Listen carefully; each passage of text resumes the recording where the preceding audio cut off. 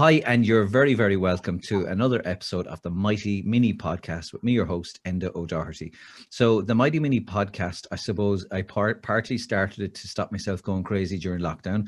But in the main, it's to provide inspiration, it's to provide advice, it's to provide knowledge for people as they meander, I suppose, through life.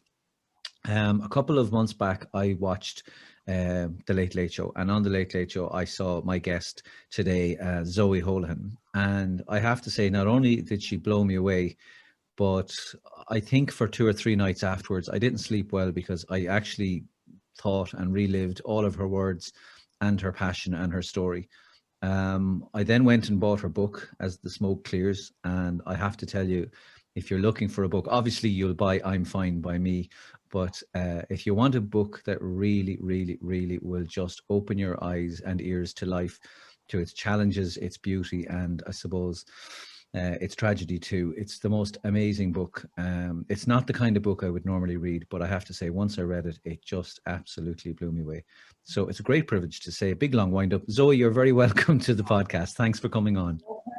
Thank you, Enda. That was a lovely intro. I appreciate that. Not at all. Not at all. It's so well deserved. And wherever you get your books, it is available literally everywhere. But I love the paper feel of a book. You know, and a nice cup of coffee and a biscuit to dunk in it. And dare I say, the smell of a book. Do you know, one of the first shops I went into was a bookshop. I won't mention which one because I love them all. Clearly, as soon as the restrictions were slightly lifted, because I just love the scent of a good book.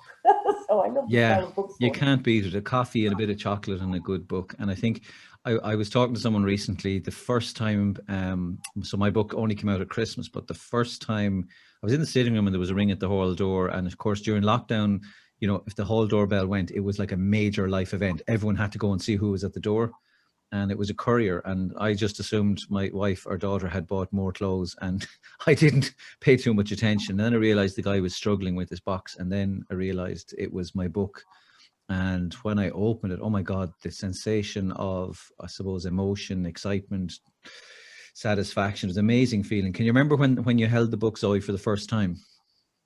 I did, and actually my initial reaction was, it actually surprised me.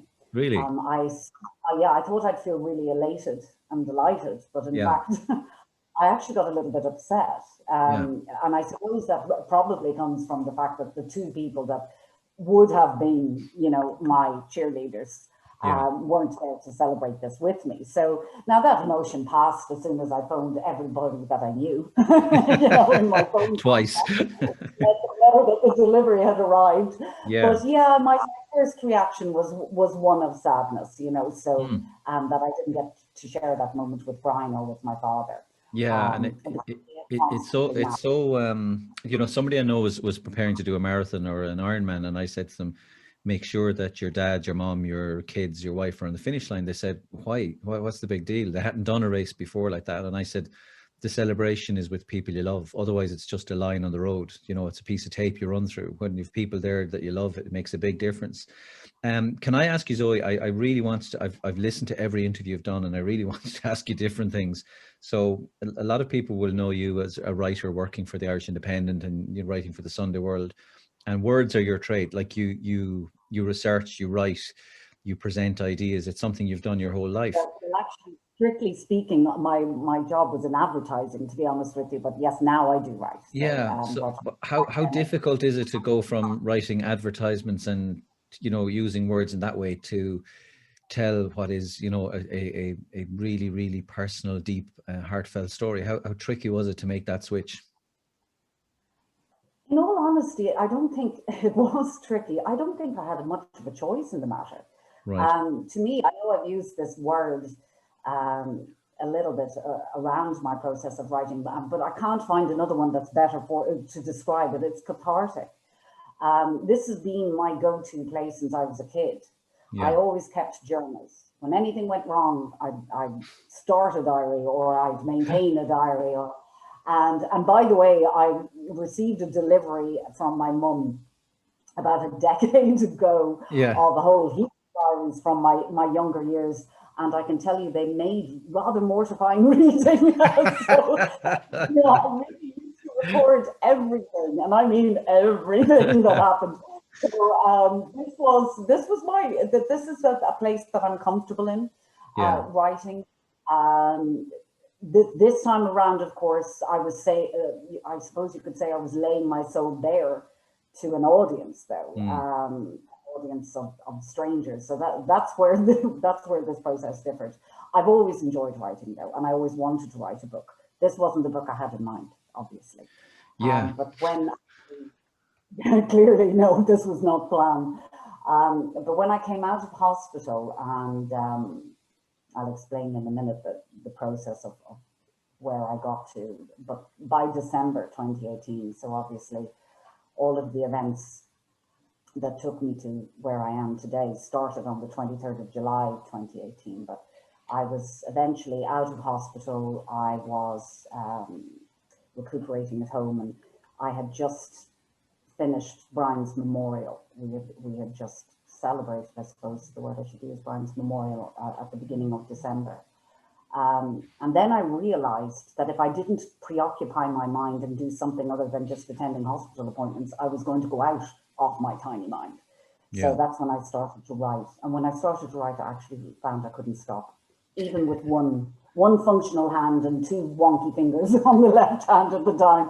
I just found myself tip-tapping away immediately on the typewriter, and that was my safe place. Yeah, I know our stories are completely different, but I was very lucky to have a wonderful writer, Dermot Keys, help me. He was my ghostwriter. He describes the process. So he'd meet me on a Wednesday morning at 8 o'clock. He asked one question and I'd talk for an hour and a half. That's what normally happened.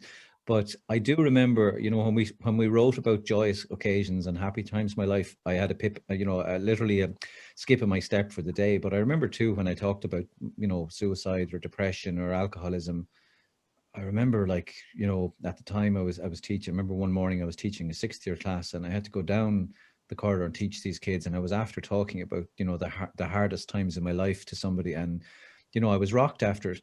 The book, when I told someone about what the book was about, they went, "Oh God, that sounds terrible." And I said, there's sad pieces in the book. I said, but for me, the book was, strangely, I found it very funny in places. I found it very uplifting. Can we go back to Brian, because he's already come up in the conversation about 10 times already. I was in Maynooth. I was skipping a lecture. It was Thursday evening. I sat down, and I was always quite good at talking to the ladies, except for this one exception. I sat in front of this beautiful, tiny little lady, blonde hair, blue eyes, and I couldn't say a word. And 35 years later, we're still together. That was my wife. And I met her, Zoe, as mad as it sounds. I met her on a Monday and asked her to marry me on the Wednesday, and I was 19. And her exact words were, "Go home to your mommy and grow up." Can you bring us back to when you met Brian, and can you remember, like, initially thinking, like, "Yep, this is the guy. This is something different"? Can you remember that moment? Well, for a start, I was considerably past 19. I can tell you. But perhaps similarly, I definitely knew, when somebody was right for me. I've always been an avid believer in, trusting your instincts, and certainly true love. And I first met Brian actually on I suppose you'd call it a blind date, because we met through a dating website. And one of the funniest things when I started writing the book was I kept changing the opening passage about talking about meeting Brian, because I was going, "Oh God, my mother's going to kill me for being on a dating website." Now, with somebody who's in her, we'll say mid-40s, that's just the most ridiculous. I'll be in big trouble. To be thinking about, but anyway, I don't think she quite frankly gives a toss. Yeah. But yes, we met on this website, and up until that day, so we met in October. And up until that day, I'd been on this website, I think, for approximately a year, and it had been an unadulterated disaster, quite frankly. I'd had one challenging meet after another, and I had met them all, from the con men to the liars to the chaps that seemed intent on speaking very disparagingly about their ex-partners or wives or whatever. And I could never understand how a man might think that that's appealing to a woman, because all you're Always, oh gosh, I wonder what you'd say about Yeah. me behind my. What will he say next week? Yeah. Exactly. So it's a bit of a turn off. So, and look, they weren't all, I'm not saying they were all bad experiences, but they weren't for me. And Yeah. by the time I met Brian, I'd kind of, the morning before, I had pretty much made up my mind that I was cancelling my profile. So that was interesting in its own right, because yes, very clearly, swiftly after that first date, I cancelled my profile, because once I met Brian, I really did actually fall head over heels in love. Yeah. And it was very intense from the get-go. We just made an amazing connection. I spoke a little, I don't know whether you remember, about how we first met, and I was saved from a rather potentially embarrassing experience, because when I walked into the local cafe that's close to where I live, and I nearly sat down with the wrong bloke. Now, can you imagine? I'm sorry, I shouldn't laugh, but I can, when I got to the end of the book, I said, geez, that would make a fantastic film. And that particular scene, I could just see you sitting down and going, whoops. It was just a cringe-worthy moment, because, as I explained, Brian's photo on his profile, well, first of all, did him no justice whatsoever, because he was way better looking in reality than the photo. But secondly, was just unrecognizable. So it didn't actually look like the man himself. Yeah. And there was another chap sitting on the other end of the cafe who far more resembled the image that I had. So you went. Oh God, and they were just, and you know what are the chances? You walk into this cafe and there are just two blokes at opposite ends of the cafe sitting alone. So frankly, either one could have been him.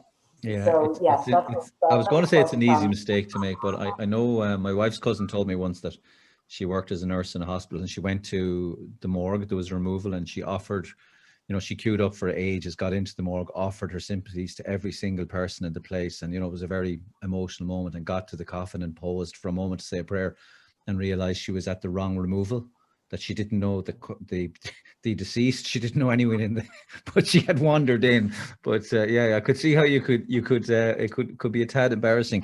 When I was lucky enough to get to have our wedding day, we ended up in Capri in the Amalfi Coast, and it was beautiful. It was idyllic. And when I look back, like I was 23, I was 24. My wife was 23. We were babies. We barely knew what we were getting ourselves into. Can I take you back to, before the tragedy, before the fire in Greece? What I reckoned, if I read the chapter enough times when you're talking about the pool and the villa, I reckon I could get a tan. It was that well described. It sounded just paradise. Oh, absolutely, it was. And bear in mind, we got married on the 19th of July, and I have this little pit in my stomach. It always arrives sort of late June, when I know all of these anniversaries are soon to be arriving at my door. But we married here. You got married on the Amalfi Coast. I got married in slightly less glamorous Clonabrini house in Meath, but it was absolutely stunning, and it was a beautiful day, a really scorcher of a day. And we had, I know a lot of people say the perfect day, but in my mind, we really did have the perfect day, when we had our closest friends and family with us. And it was quite an intimate event, because we'd both been around the block before, we'd both been married before. So we sort of knew exactly what we wanted out of it. And it was a fantastic day, and full of laughter and devilment. And then 2 days later, we flew out to Greece. We went to a little village, a little seaside resort called Mati, which was just on the port of Rufina there. And as I said, we were only there for a couple of days. So it was, we had one full day there, in fact, before we woke up on the 23rd of July. And when you talk about the pool and you can visualize, I mean, it was a gorgeous, gorgeous little villa. I suppose if you were talking about a movie, it would be just, sheer perfection, heaven, everything you could possibly want. You're there with the person you adore above all others. We're relaxed, we're chilled, we're eating too much, we probably drank too much the night before, and we're actually laughing all the time. And we were, one of my fondest memories, the one I try and zone in on, I know I mentioned this on the late, and the one I try and focus on is Brian in the pool, laughing, because Brian was, for a man of his age, a desperate gossip. And, you know, there were all sorts of shenanigans that went on at the wedding, and we were having a real old gossip about who went off with who, etc., etc. The good stuff, the good stuff. It was great, you know, and he was laughing his head off, and that's what I would choose if I could. Yeah. We could refile our brains and delete certain passages. That's, you know, it would end there. Yeah, yeah. Unfortunately, no amount of therapy can actually delete all of what happened thereafter on that day.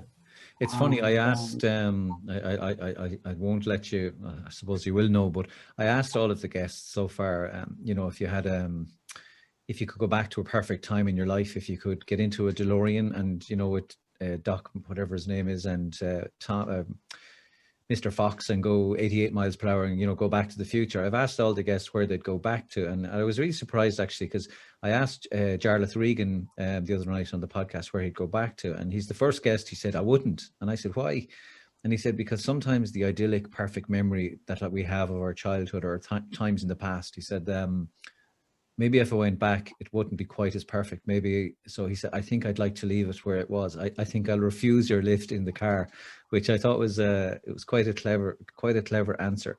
I think what's so relatable about the book is it's so open. And I think too, you know, anyone who, like, I love my holidays. I've gone on a million holidays, but as I was reading, you know, airports, or I was reading about the villa, or was, you know, the gates, you know, for me, I was there, you know, I was in the book. So the morning, like for people who don't know, like was it morning 4? Am I right in saying morning 4? Day 4? 4 days. Yeah, fourth day, horrendous fires. Yeah, horrendous fires broke out in the air. Can you remember on the morning, like when you woke up, was it the smell of smoke? Was it sounds? When were you aware that something was happening? No, not at all aware. There was no smell of smoke. There was no change in the visibility. Really? It was incredibly warm. It was already probably in the I would hazard a guess late 30s by about noon. And we'd had an early lunch. We'd eaten at the back garden. So at that stage, no, we couldn't see anything was awry. No, there were no warnings, and I'd state that very clearly, because I know that has been misreported elsewhere. There were no alarms, there were no helicopters, there were no alerts, because had there been, we would have got the hell out of there immediately. We weren't ones to take risks. Yeah.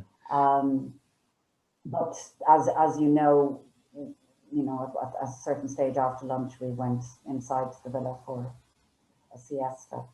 And when we awoke, that's when all hell broke loose, and that's when we realized.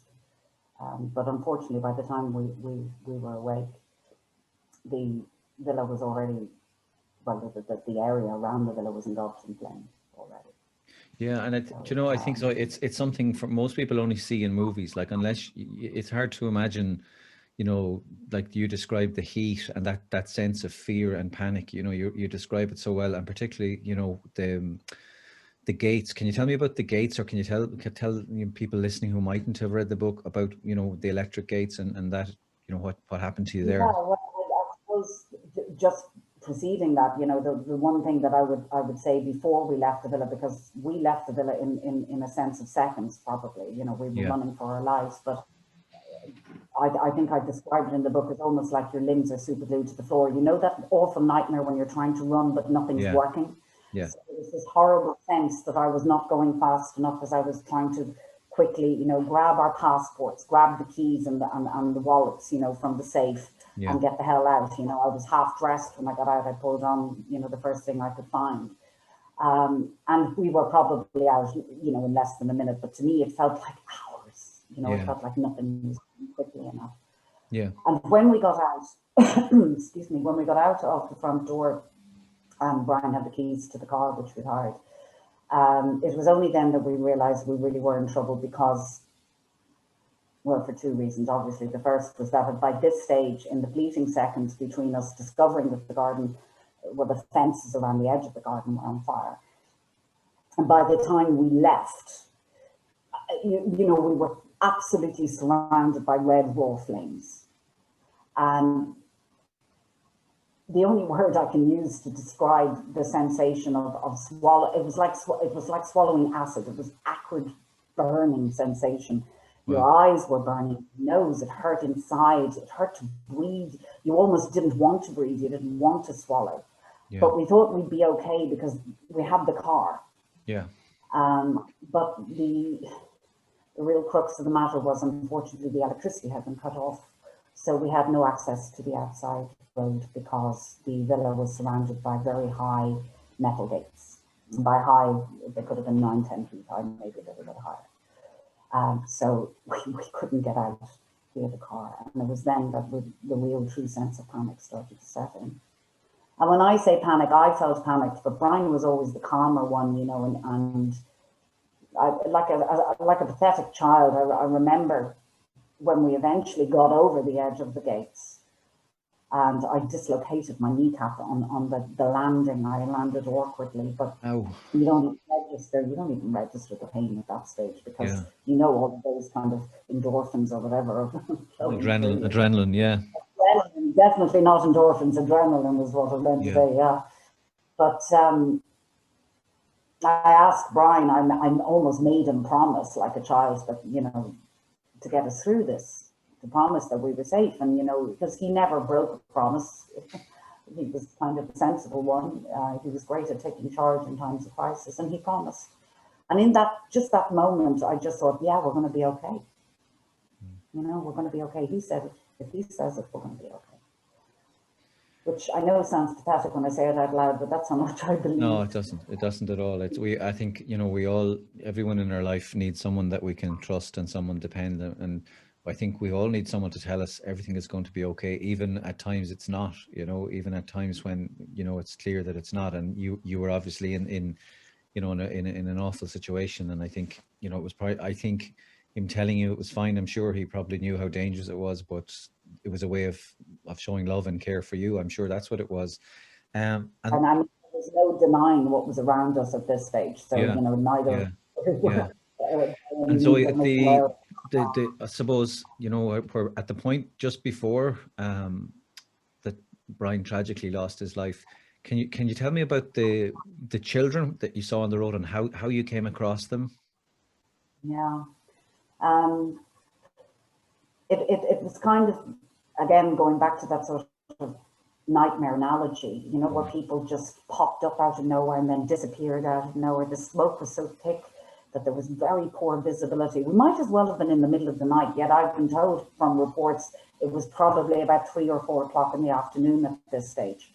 And we've been running around pretty much in circles. My dress had caught fire, so I was badly burned at that stage. It was burned from my legs, from my feet up.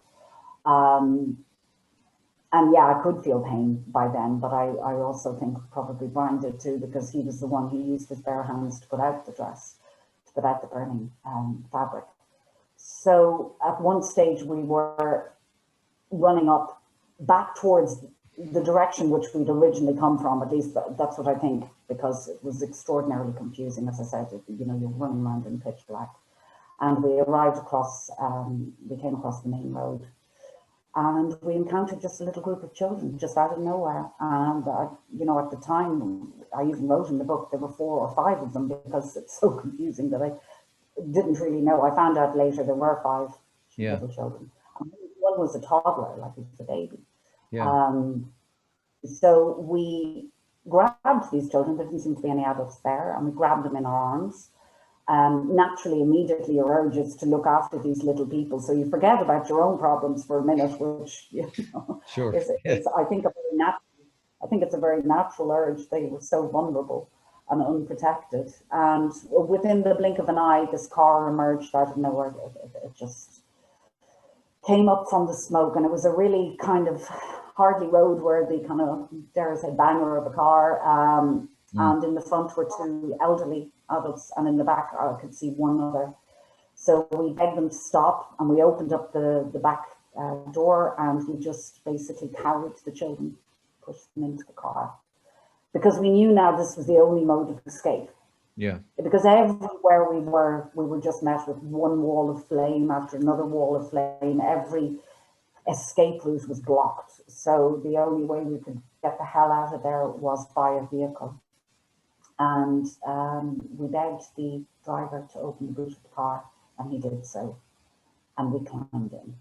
And the boot was not big enough for both of us. And as I explained in some detail in the book, this was really when our real troubles began, because as the car took off, we were holding on for dear life to the lid of the boot. My hand got really badly damaged, and sure Brian's did too, because they were actually melting. Our hands were melting, because that's how much the flames were licking in on top of the car. Yeah. And we were both on fire actually in the boot, but we still thought we might escape because the car was still moving, you know, at some velocity down the road. And then it crashed. And then, as you know, it crashed, and a tree fell down on top of the open boot. And in the shock of it, Brian was just basically thrown from the boot. And yeah, he died there on the road, right in front of me. God, you know, Zoe, I don't think it, no matter how many times I've heard you tell that or I've read that, it just breaks my heart. You know, that you clearly love this man, and you know, how could you possibly end up in this you know, like you said it a few times there, it's like the worst, you know, horror film that you could ever imagine. You know, there's a bit, you know, that sense of not being able to escape, flames, losing someone you love, like it was just cataclysmic. And I suppose for people who don't know, you know, in many ways that was just, you know, that was the beginning of your struggles, in terms of you had a long road back to physical health when you came back. Can you tell us a bit about, like, I'm amazed. At the moment, I will say a couple of maybe a year or so ago, I said to my wife, do you know what, I'm not paying any more of this bloody health insurance. It's a waste of time. I'm always healthy. There's nothing wrong with me. And on the morning after my 50th birthday, my teeth fell out, my hair fell out, my prostate fell out. I fell apart. Arthritis arrived, and I've subsequently been in about 20 hospitals. Can you tell me a little bit about the recovery and the amazing medical team that helped you, you know, to recover from such horrendous injuries? Well, I had two phenomenal teams. And by the way, just on that note, please don't give up your health insurance, because had I not had my health insurance, I'm not really entirely sure what would have happened in Greece. Yeah. I very briefly described the first hospital, which was not a good place for me to be. And you'll note I didn't even mention the name of the hospital, but I know exactly what hospital that was.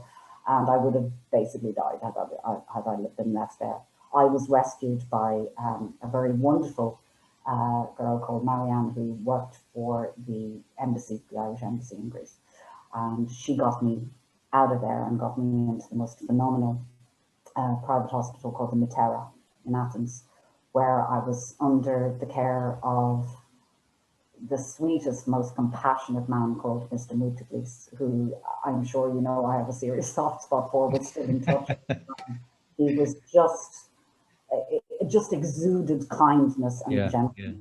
And yet you could see he was the head honcho in there, like he was seriously respected. And I was brought straight into surgery after, by the way, in the first hospital, not being given so much as a paracetamol for nigh on 24 hours. They just left me there upstairs behind the curtain by myself. So you survived a horrendous fire. You had physical injuries. You were burnt. You've been traumatized by seeing the death of your husband, and you were just basically lie there. I'd suffered now 3rd degree and 4th degree burns, so I just reckoned I was just left there to die. And obviously, you know, several hours later, I was kind of hoping that it would hurry up and just come. I wanted to be where Brian was in my head. I just didn't want to be there anymore. Yeah. But somewhere along the line, strangely enough, your survival instincts kick in. And they did, you know, they did when I was brought to the Matera, and they did when Mr. Mutaglis promised that he would do his best to take care of me. And he started straight away. As I said, I was straight into surgery. They started to try and save my left hand because my left hand really was extremely badly damaged. But so were my legs. I was burnt all over. I was nearly blind in one eye. The left-hand side of my face was totally melted and charred. I was unrecognizable. Both my arms were very badly burned as well. So there was very little of my body that wasn't, to be quite honest with you. Yeah. I got amazing care and just experienced phenomenal kindness from those people in that hospital.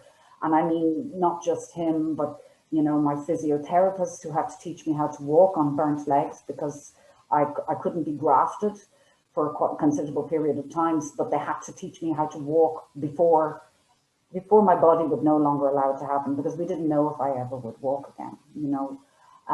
They salvaged my eyes.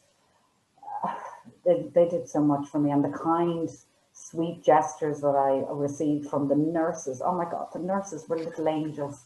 Do you know, a whole gang of them decided to take it on themselves to try and cheer me up by bringing in homemade remedies from their mothers, all these unguents, these little Greek magic potions to try and save my hair. They tried to save my hair because my hair was my crowning glory. It wasn't my hair, actually. It was, you know, extension. So it came in packets, but it was the one thing, you know, that I was devastated. I was obviously unaware of all my other injuries, but I was devastated that my hair had badly melted and burnt away. So they did what they could to salvage whatever was left in my head. And they spent hours trying to, you know, put Humpty Dumpty back together again, basically.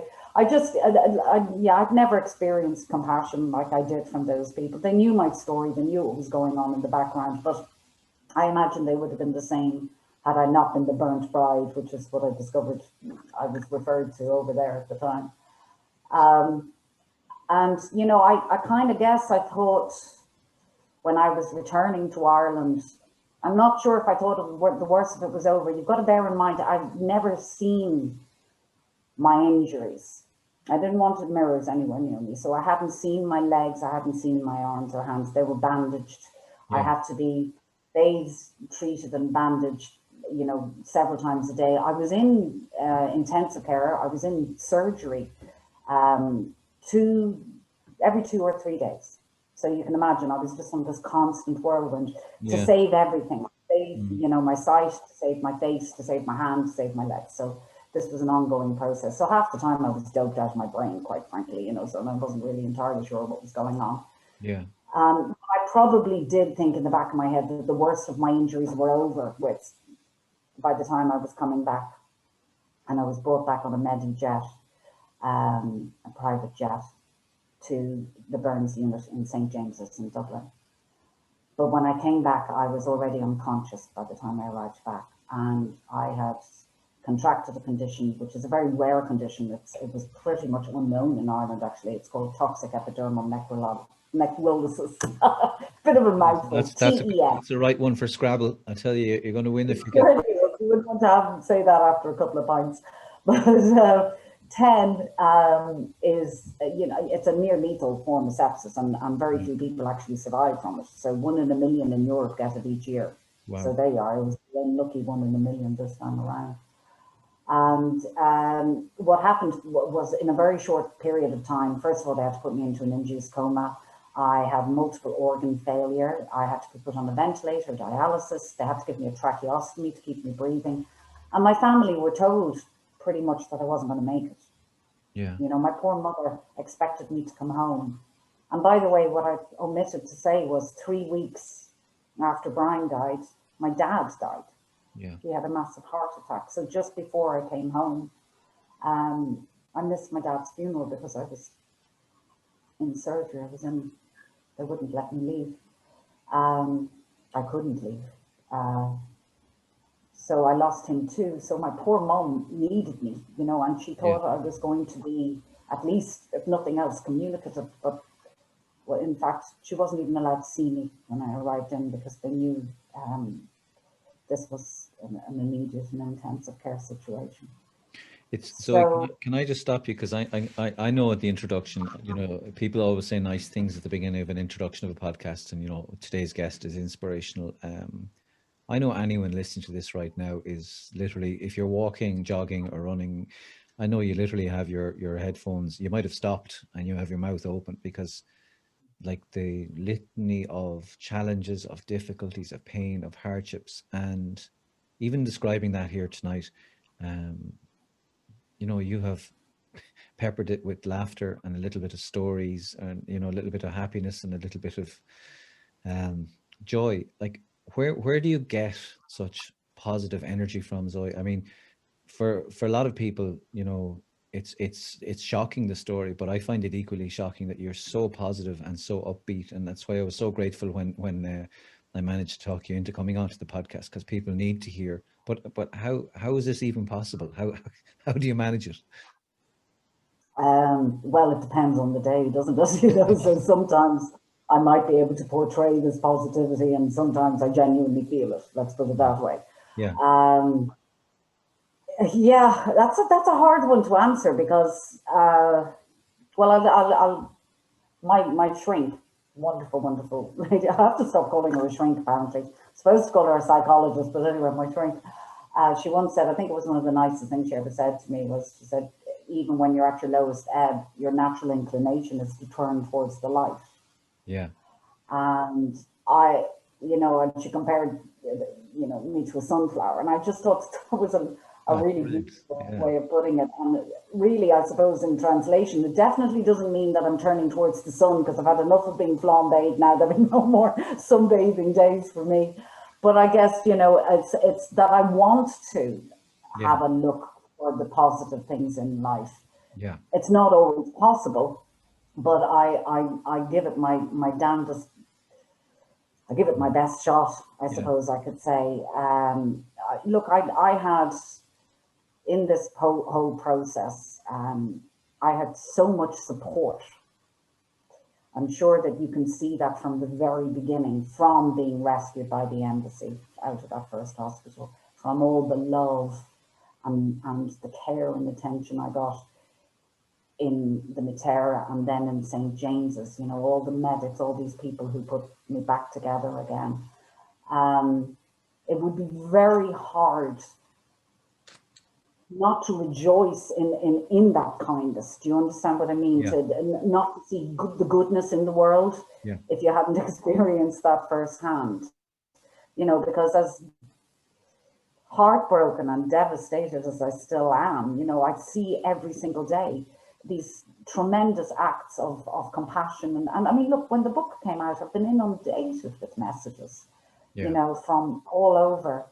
People often wanting to share their stories of bereavement themselves, or their own health struggles, but often just people wanting to wish me well and genuinely send kindness and love. And yeah. I absorb that, and I hold on to it, and it does keep you going, so I guess that would be where maybe the positivity comes from.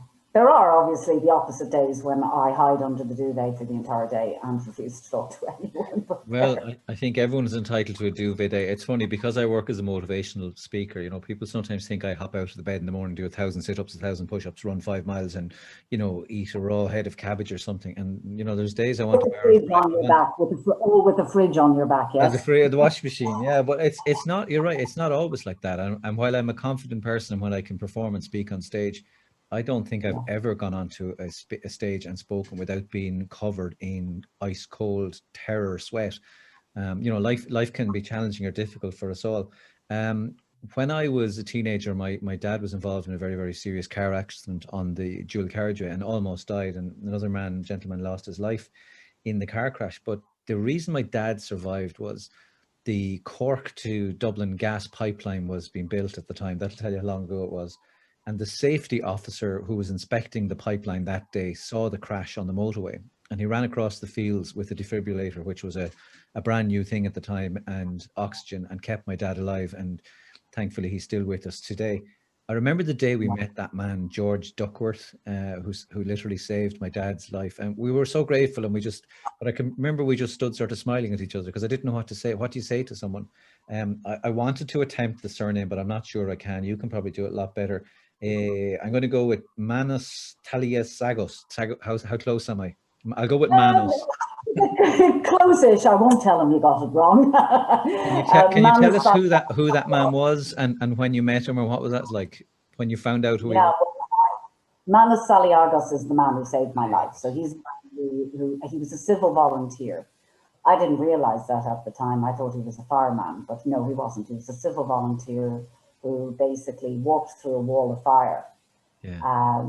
And found me in the boot of the burning car and lifted me out. And in fact, initially he thought I was dead because I was covered under all of the debris of the burning tree. Yeah. And apparently I blinked my right eye, and that's the only reason that they knew I was alive, or he knew I was alive. So he carried me to safety, and had it not, I'm absolutely sure that, you know, that boot would have been my coffin otherwise, because I was minutes from death, if not seconds from death at that stage. Manus and I have not actually physically met since that day. We have communicated, we communicate rather frequently actually, via the wonderful translation apps that are on Facebook and Google or whatever else, because his English is about as good as my Greek, basically. So, in fact, I hazard to guess his English is damn sight better than my Greek, but there is a language issue there. But yeah, so I only really discovered who he was. Well, I found out who he was, and I had a letter written to him by my brother, helped me write that while I was in Greece. And he was awarded a medal for his valor. I wasn't the only person whose life he saved, by the way, that day. Wow. And he worked with a group of other volunteers. They're just local civil volunteers. Yeah. Just, I suppose the thing that makes him extraordinary is, you know, sometimes the difference between ordinary and extraordinary is the extra, and he just simply did that extra all of that day. Am I right in saying there was over 100 people lost their lives in that fire? There were 102. 102 wow. on that day. 102, and so many more who were, you know, suffered severe injuries, who lost their homes, who lost their businesses, who lost their land. I mean, there are thousands of people that whose lives have been devastated. Only 6 were not from Greece. The rest were from Greece. So, yeah, it absolutely just devastated the landscape, that wildfire.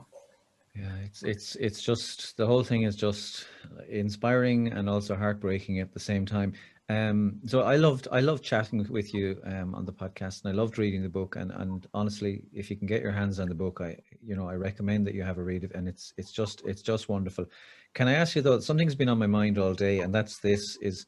I found our conversation, I find you the most amazing, inspirational person, but I'm intrigued to who inspires you. You know, everyone in Ireland who reads your story, you know, whenever I've told people, like, oh God, that woman's amazing. But what I wanted to know is who inspires you, who gives you that that moment where you look and you go, wow. I think I've always admired survivors. I think I've always admired people who persevere when their life is upended. The very obvious one, you know, person that I find tremendously inspirational, whose battle is ongoing, is Vicky Phelan, obviously. So, you know, and she is somebody that I'm astounded by her strength and her resilience. Yeah. But I also have people that are, I suppose, closer to home. I have some, you know, close friends that would be survivors of abuse, be it physical or sexual abuse. I have people that have had, you know, just pretty horrendous things happen to them in life, and yet they still go, and they hold their head up, and they keep going. To me, they're the sort of people that I've always held in the highest regard. So they would be, and they know who they are. I'm not going to mention them. They know who they are. That's nice. I like that. They know who they are. We're very, very lucky. I don't know where the episodes are falling on the podcast, but the Vicky Phelan podcast, on when she's been on the Mighty Mini podcast, you really should have a listen, because she's an amazing woman. I think, you know, the other day, I'm sure you haven't maybe heard of this lady's name. Her name is Angela Hayes. Again, she was a guest on the podcast, but Angela lost her husband to suicide, and an awful difficult thing to deal with. But a few short years later, on her husband's anniversary, her son took his own life, her eldest son. And I think for most people that would crush you. And, you know, I don't know, I can't imagine how you could get through that. But like you say, the people who have the ability to fight like hell and get through those dark times, she certainly has that. And not only did she get through it, but she went on to found Chalk Tom, which is charity that provide suicide intervention therapies and counselling for people in Kilkenny and Laois. And I don't know, you know, you said those people know who they are. I know that I'm lucky enough, I suppose, in my life, in what I do, and also as a podcaster now, to be around people like that. And I literally can feel energy from people like that when I stand near them. You know, you can actually feel there's something magic about them, that they just have that ability to shine and get through. And I know you're very modest, Zoe, but 100%, you know, that's comes through every page of the book. Look, I don't want to take up your entire day, but I do want to ask you this. At the moment, what gives you joy? So yesterday or the day before was Father's Day, and the kids bought me a target to shoot, a bottle of Lucozade, and a bar of Fry's chocolate. I'm showing my age now, but my God, it was pure paradise. So I watched rugby, drinking my Lucozade and Fry's chocolate. What gives you joy, or as Mary Kondo would say, what sparks joy for you, Zoe? What can you find that happiness in? By the way, Fry's chocolate is definitely, it's definitively the daddy favorite chocolate. My dad, that was his favorite chocolate as well. I didn't even know you still had that. So fair play to your kids for hunting that down. But there you go. What gives me joy? What brings me joy? I suppose I'm finding that out, in all honesty, right now. I found the process of publishing the book, as terrifying as it was leaving Hermitville, because I really did live under a rock since July 2018. So this has been, oh gosh, it's a terrible phrase to use, the baptism of fire, but it's the only one that I can think of, coming out from hiding and going back out into the world. I'm tiptoeing out. And I've found that so far the reception has been rather lovely. I've had, some gorgeous messages from people all over the country that have really warmed my heart. My friends give me joy. My family, I suppose, that they're phenomenal. Look, I wouldn't be here if it wasn't for them, because their enjoying love kept me going on the really dark days. But I do feel I'm looking for something. I do feel that I get a lot of satisfaction out of writing, and I pretty much write every day. So I have projects on the go all the time, and that's something that I suppose satisfies me to a degree. But there are things missing in my life. So I'm yeah. I tell you what, ask me that question in a year's time, and I'll possibly answer it better, because right now I don't really know how to finish that sentence. Does it make sense? It makes complete sense. It makes complete sense. But sometimes, as everyone knows, sometimes life doesn't make sense, and sometimes we don't need to plan everything, and sometimes life just unfurls in front of us. I often have 15 or 16-year-olds tell me, God, I don't know what I want to do in college, or I don't know what I'm going to do with my life. And I tell them it's okay. I'm 53 and I still don't know what I want to do. If you told me a few months ago I was going to be podcasting and have a book out and maybe a movie out, I'd have said not a chance, but you just don't know what life's going to put in our way. I will say one thing, sorry for interrupting, but I am enjoying helping people, and some of the communications that have been going to and fro have been, there's something in that. I want to give back a little bit of the kindness that was bestowed upon me. So I found that there are, look, I'm not I have to be careful here, I'm not a healthcare professional, but there are, little pieces of hope and light that I can share with people. So that is something that I'm enjoying doing. And obviously, as you know, I'm doing a talk. It'll have come and gone by the time this podcast is out, but I'm doing a talk now with the Bereavement Network of Ireland and the Irish Association with the Irish Hospice Foundation on this Thursday. And it's talking about grief, and it's talking about my experience. And I really, really hope that even if it just helps one person process what's going on in their lives right now, or give them a sense that there is some light at the end of what feels sometimes like a very long, dark tunnel, then that to me will give me an awful lot of joy. So I'm hoping that in some way I can use my experience to bring some positivity and light to other people. I'm sure, I'm 100% sure that you will do that. And I think once you get hooked on helping other people, I often say to people, one of the best therapies that I have had for my own depression or alcoholism is helping other people. And it partly distracts me, but it also makes me, have a real sense of value and a sense of purpose. Zoe, it's been an absolute joy to speak to you this evening. As you were speaking, I've been scribbling and I've been looking at my prep sheet of my questions, and there's 3 words that I wrote down, and the 3 words that I have in front of me here are love, hope, and inspiration. And you have all of those 3 in buckets. I wish you much success in your future writing, and I hope we get to chat again at some stage in the future when book 2, 3, 4, and 5 come out. It's been an absolute pleasure to have you on the Mighty Mini podcast. Thank you so much.